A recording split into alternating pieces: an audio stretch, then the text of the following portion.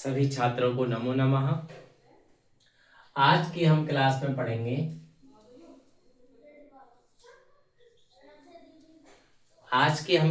पढ़ेंगे समय लेखन का दूसरा चैप्टर। हमने पूर्ण समय पढ़ा, पहला समय पूर्ण समय,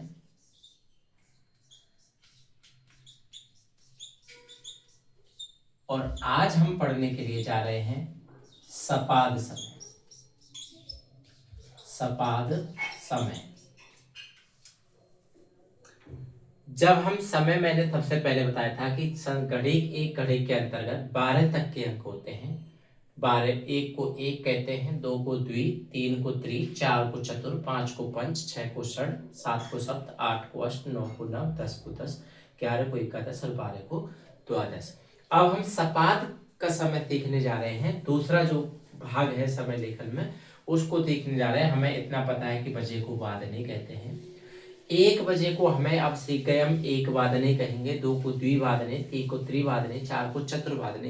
ये एक वादने यानी सामान्य समय हम लिखना सीख गए, तो हम ये समझ लो सारे समय हम लिखना सीख गए, जितने भी समय पढ़ेंगे अब। केवल हमें याद रखना है संस्कृत के अंतर्गत जो सवा है, सवा को हम कहते हैं सपाद। क्या कहते हैं? सपाद।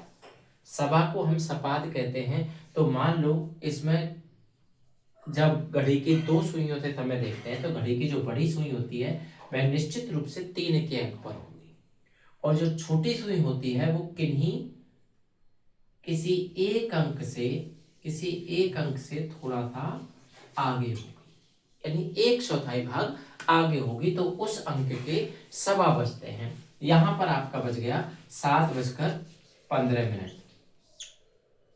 7 यानी 7:15 बजे, इसको हम ऐसे लिख सकते हैं 7:15 बजे। सवा की संस्कृत मैंने आपको बताई सपाद। क्या बताई?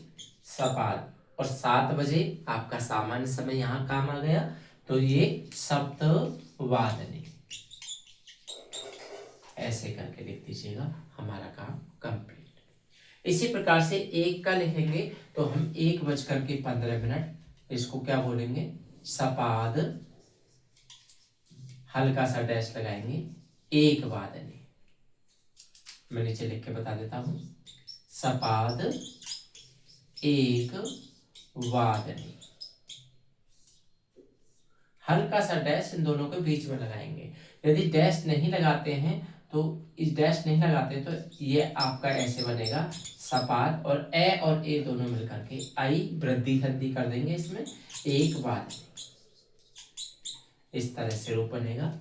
सपाद द्विवादने, सपाद त्रिवादने, सपाद चतुर्वादने, सपाद पंचवादने, सपाद षडवादने, सपाद सप्तवादने, सपादाष्टवादने।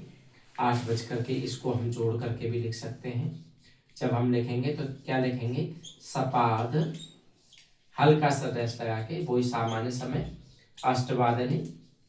यदि हम ऐसे डैश नहीं लगाते हैं तो इन दोनों को ए और ए मिलकर के वृद्धि कर देंगे, यहां पर आ जाएगा आपका सपादाष्टवादनी।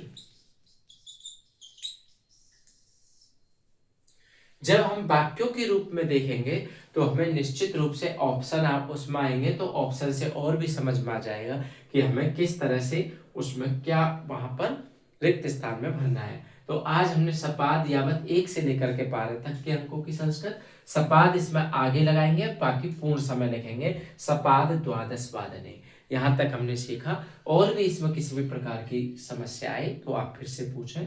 हमने 2 समय पढ़े, अगला जो समय है उसको हम नेक्स्ट क्लास में पढ़ेंगे। धन्यवाद।